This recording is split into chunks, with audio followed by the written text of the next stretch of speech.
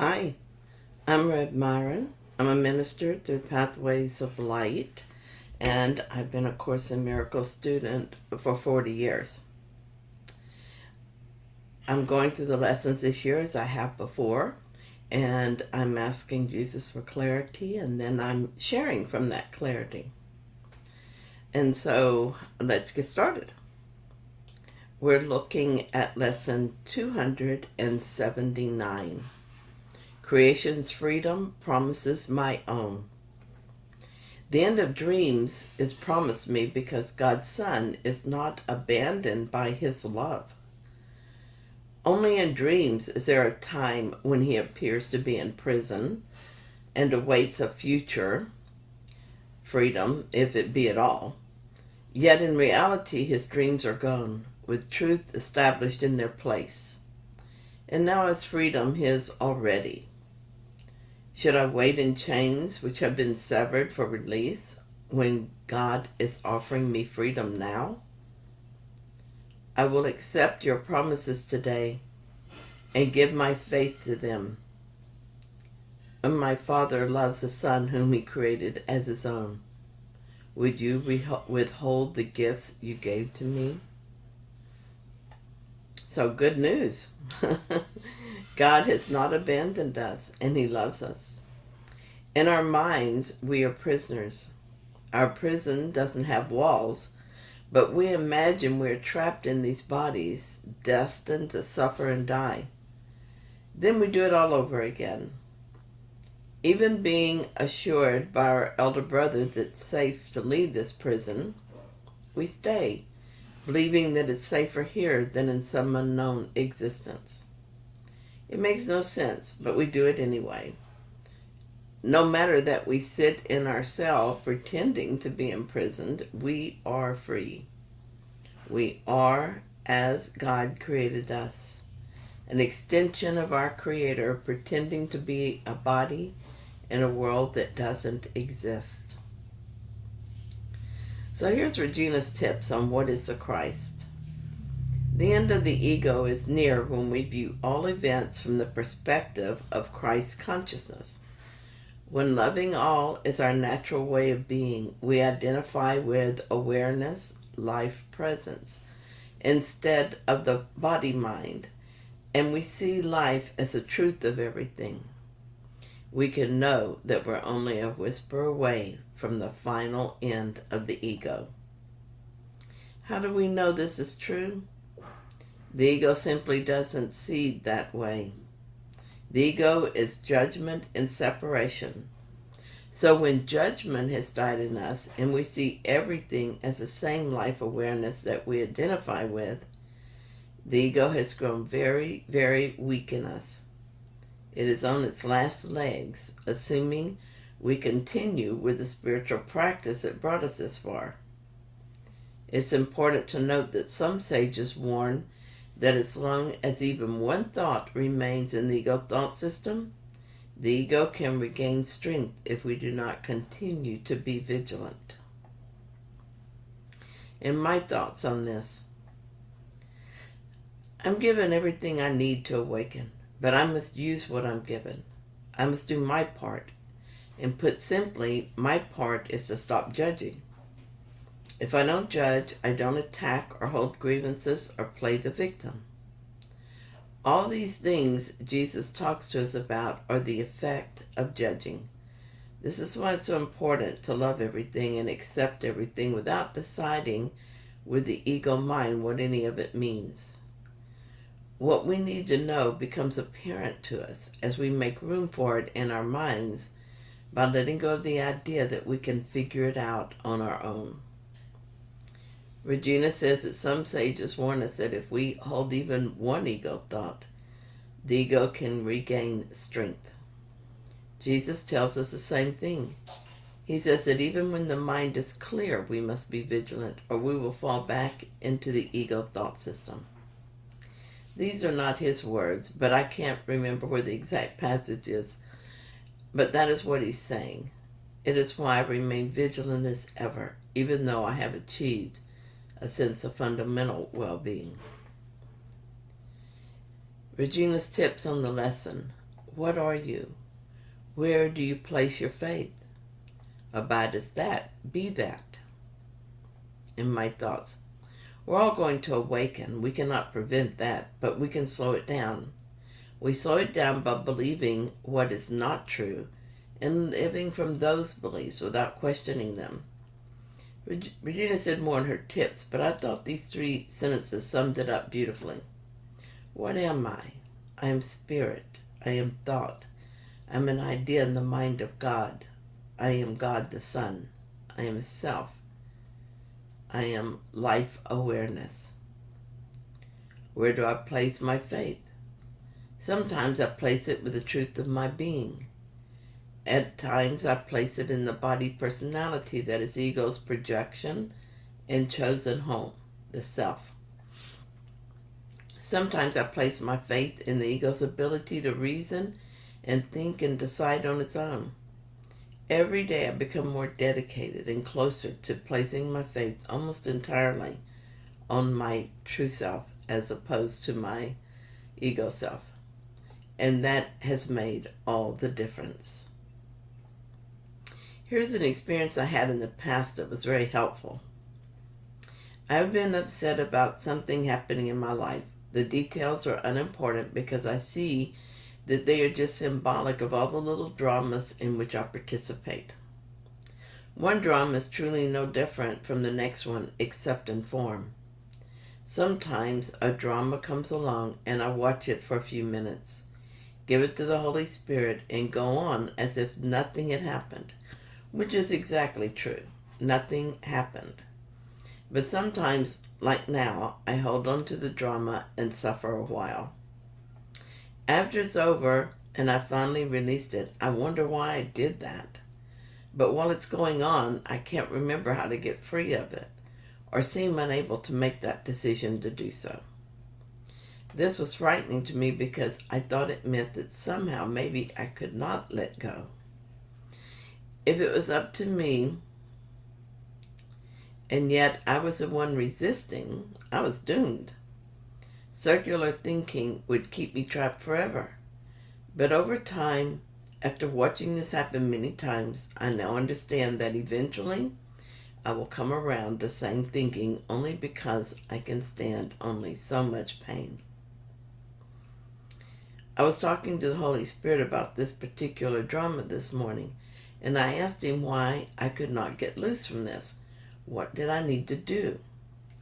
In my mind, I saw myself standing behind bars, clutching them in a white-knuckled grip, longing to be on the other side. The Holy Spirit told me to look to the right, and I saw the bars end within a few feet. He told me to look to the left, and again, the bars ended. They were connected to nothing above or below.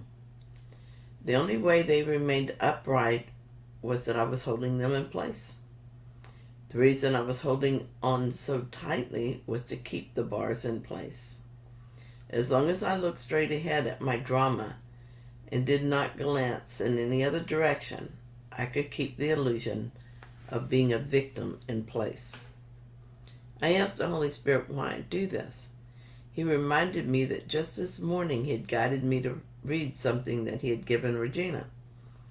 It said, "You may ask why you would choose the pain of resistance when you could experience peace. The answer is simple, and one I'm sure you have not overlooked. You choose resistance because you choose not to know fully that which you are. Resistance serves your choice to know yourself not as you are." Even now I seem reluctant to let the bars go, and the Holy Spirit gave me a thought. He said that I have invested a lot of time in this victim stance. I have gotten pretty comfortable in my suffering.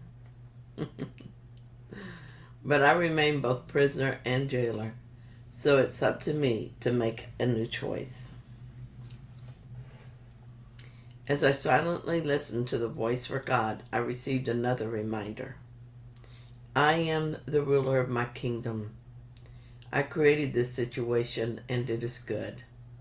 It has brought me right to this moment that shows me what it is like to experience imprisonment, and it allows me to see that as easily as I chose to make a prison house of my mind, I can choose to experience freedom.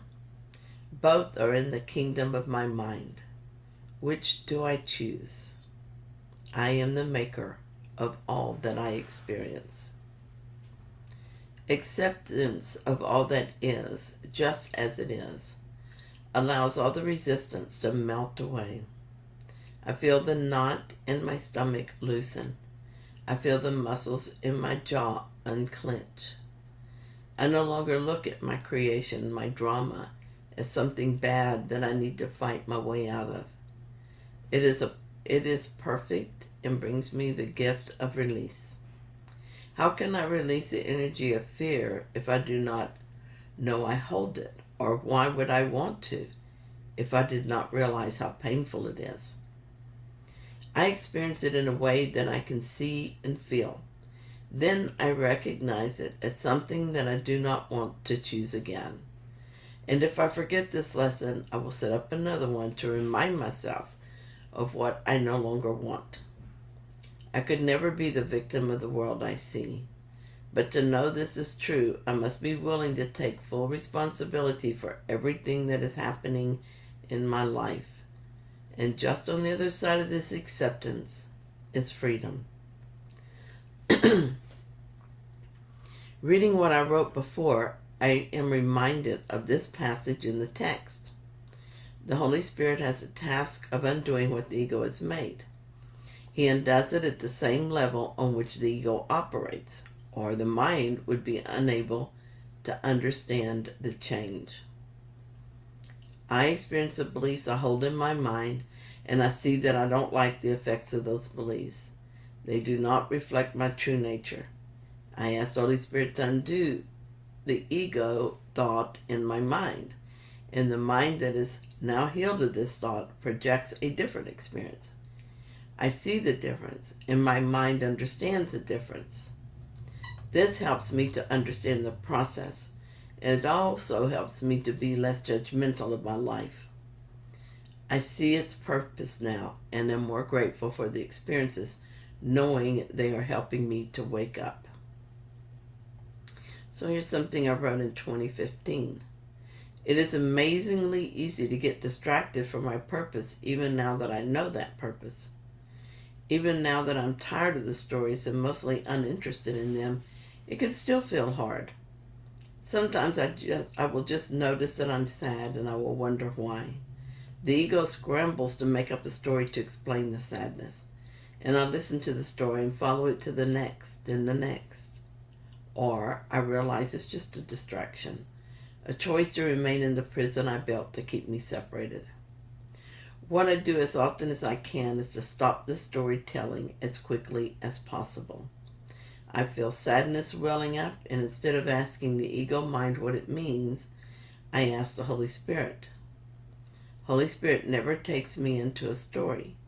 He doesn't help me to remember something sad that happened in the past, or how badly I was treated, nor how lonely I plan to be when some imagined future arrives. This is all ego territory. One story is the same as the rest. I ask the Holy Spirit about my sad feelings, and He brings me true thoughts. These are the thoughts I share with God, at least thoughts that are symbolic of those I share with God.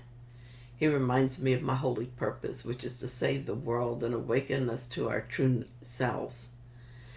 And as these ideas are met with openness and willingness, something happens that has nothing to do with words. There's a miracle as the mind is healed and emotion is washed away. Peace takes its place. The ego offers me sad stories and little dramas, but the peace of God is everything I want. The ego chatters away in my mind with endless past moments and more of the same projected as future moments. All of my entertainment, a roller coaster ride of endless thrills and chills and heartbreaking moments. But the peace of God is everything I want. I sit in that peace this morning. I feel insulated from the world that seems determined to tear my peace from me, and I laughed with the Holy Spirit at that thought, as if there was a world outside my mind that could do anything to me. The world challenges me and attacks me whether I get out of this chair or not, or the world cherishes me and protects me from the same place according to what I want. The world is in my mind and nowhere else. It gives me exactly what I want, regardless of where I place this body in the world.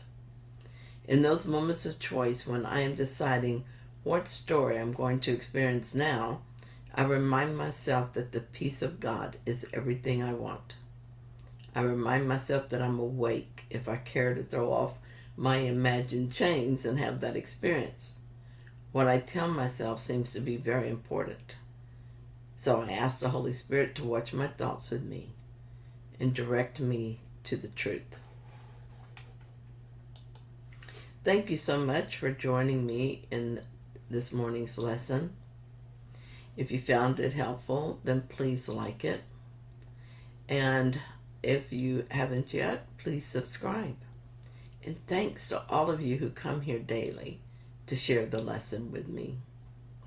I'll be back tomorrow with another lesson.